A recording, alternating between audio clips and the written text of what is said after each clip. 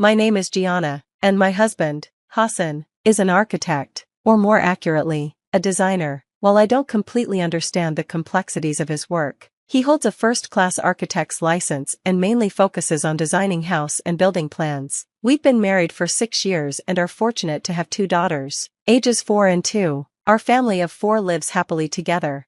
We used to live in an apartment, but as our daughters grew, it started feeling cramped, so we decided to buy a second-hand single-family home. Although it wasn't very old, it needed some upgrades. That's when Hassan decided to take on the task himself. His father, my father-in-law, shares a passion for DIY projects. Though he's not a certified architect, he frequently builds furniture like tables and chairs at his home, and even made a bookshelf for our daughters. His craftsmanship is impressive, so much so that I believe he could sell his work. Thus, Hassan and his father teamed up to improve our new house. It wasn't exactly a renovation, but they began repainting and tearing down walls to combine 2 small rooms into one larger space. They've been working on it every weekend for almost 6 months. Doing it themselves has been more affordable and allows us to personalize the house. For now, our family has been living on the first floor since they've focused mainly on remodeling the living area. Initially, I was skeptical about handling the renovation ourselves, but watching Hassan and his father work, I've been amazed at how much our house has transformed. Both my daughters and I have grown excited as the house takes shape. However, there's been one persistent issue over the past 6 months: my mother-in-law.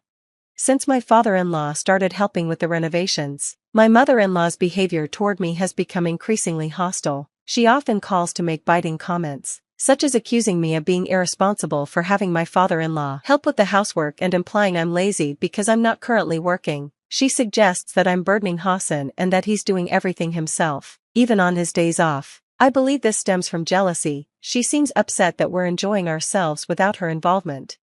At one point, I even tried to invite her over for coffee, hoping to smooth things over. "Would you like to come over for coffee, mother-in-law?" I asked, but she rejected the offer, sarcastically replying, "Who would drink coffee with a lazy daughter-in-law like you?" I don't see myself as lazy. The reason I'm not working is because I'm raising our young daughters. Hassan and I agreed that I would return to work once our eldest starts elementary school. Despite my attempts to explain this, my mother-in-law refuses to listen and instead criticizes me for making Hassan do all the work. Eventually, I grew tired of defending myself and just let her words slide off. To be honest, I don't think she ever liked me. From the moment I first visited Hassan's house before our marriage, she was polite as long as he was around, but once he left the room, she became openly critical. "Hassan picked such an incredible girl, are you joking?" she said disdainfully. "If it were me, I could find a much better match for him." At that point, I wondered if I should call off the marriage, but I loved Hassan deeply and wanted to be happy with him, so I decided to move forward. I never told him about what his mother had said. I was nervous because we hadn't discussed living together before marriage, and I thought I could just avoid getting too involved with his family.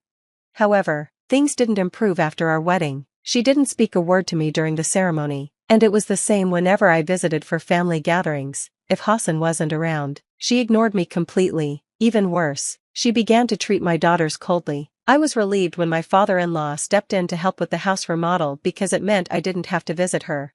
Before the renovations began, my mother-in-law's behavior was unbearable. Back when we lived in the apartment and I was struggling with childcare, especially with our youngest, she would visit unannounced while Hassan was at work. She would barge in without asking and demand things like coffee. Even if I was busy with the baby, she didn't care. If anything wasn't centered around her, she'd complain. One time, after I reluctantly made her coffee while my daughter was crying in the crib, she criticized me for not disciplining my baby. She also scolded me for a dusty bookshelf and wrinkled laundry, claiming I wasn't capable of anything. "Hassan deserves someone better than you," she said before leaving without even drinking the coffee.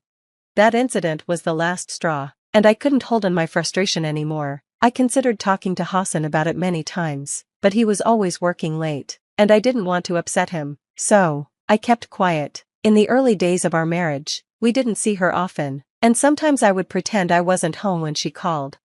Things started changing about 6 months ago when she got a smartphone. Now, when I don't answer her calls, she accuses me of deliberately ignoring her. She even brings my mother into the conversation, saying, "You're ignoring me, aren't you? It involves your mother, too." She sends relentless messages, making it difficult to avoid her. So, I started reluctantly picking up on weekends, thinking, I'll just endure it. but no matter how I respond, she's never satisfied. What's with the attitude? Are you even reflecting on what I said? I wouldn't mind if you got a divorce. You know, she snapped recently.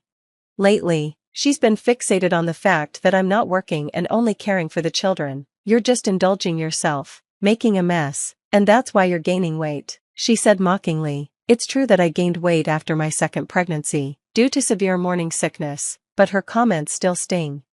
I managed to keep my weight within the recommended range, and over time, my body shape has been returning to normal since giving birth. However, for my mother-in-law, it seems that belittling me is the only way she can cope with her own stress. Every time we meet, she insults me, calling me names like pig and walrus. She even started saying these things over the phone recently. It seems that the neighbors are gossiping about me too, claiming I'm not a good daughter-in-law. Whenever I visit my in-laws' house and interact with the neighbors, they give me strange looks and whisper things like, "You really need to take better care of your mother-in-law." It's gotten to the point where they directly say these things to me.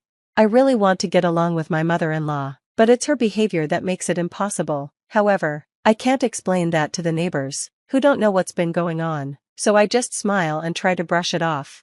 One weekend, my father-in-law came over, and Hassan and I were working on some renovations together. That morning, my father-in-law handed me pasta that my mother-in-law had made, explaining that it was something Hassan likes and that she occasionally brings it over. Thinking it was time for a break, I started making coffee for my husband and father-in-law, but as usual, the phone rang. "Hello?" I answered in my usual low voice.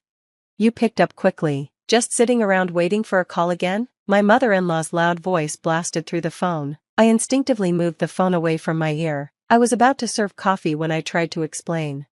"You're just making excuses because I called you. You always try to make yourself look innocent," she accused, as though I were the problem. I didn't want to escalate things, so I put the phone on speaker and continued preparing the coffee without responding. She sighed dramatically and began again. "Anyway, did you get the pasta from your father-in-law? Did you make sure he ate it?" she demanded. "I got it from my father-in-law, but Hassan hasn't eaten yet," I replied. "Why not? Did you eat it all by yourself?" she accused.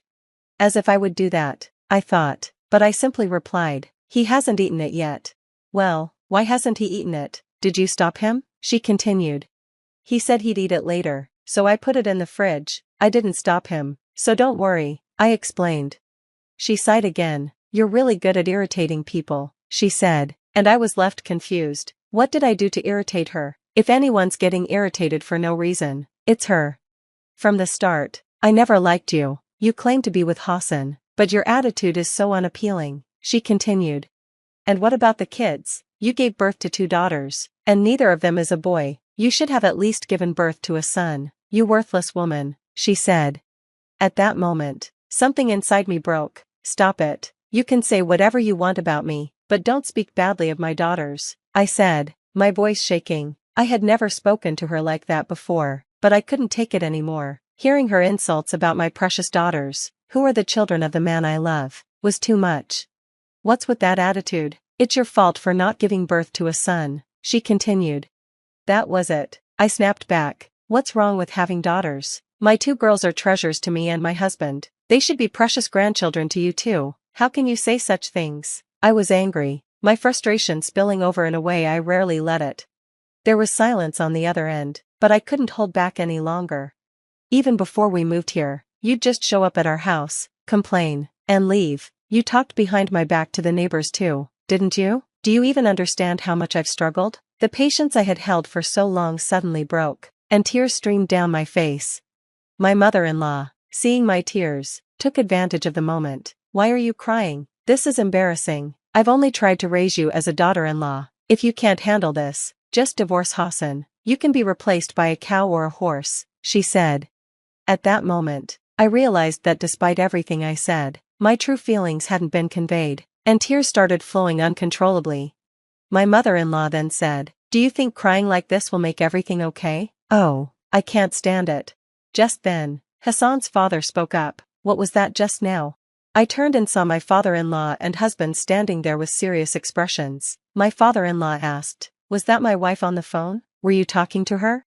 Maybe hearing my father-in-law's voice, my mother-in-law became flustered. "Oh, it's you. How long have you been listening?" she stammered. "Since the beginning. I heard everything, my father-in-law replied, as he reached for my phone. He then turned to my phone, which was on speaker, and said, "What a disgrace, this is embarrassing, get here right now and apologize to Gianna," he shouted angrily. I could hear my mother-in-law sigh faintly, but Hassan continued, without hesitation, "Mom, have you been treating Gianna like this? That's terrible, I'm really disappointed, we make decisions together, you don't have the right to interfere, this is not okay."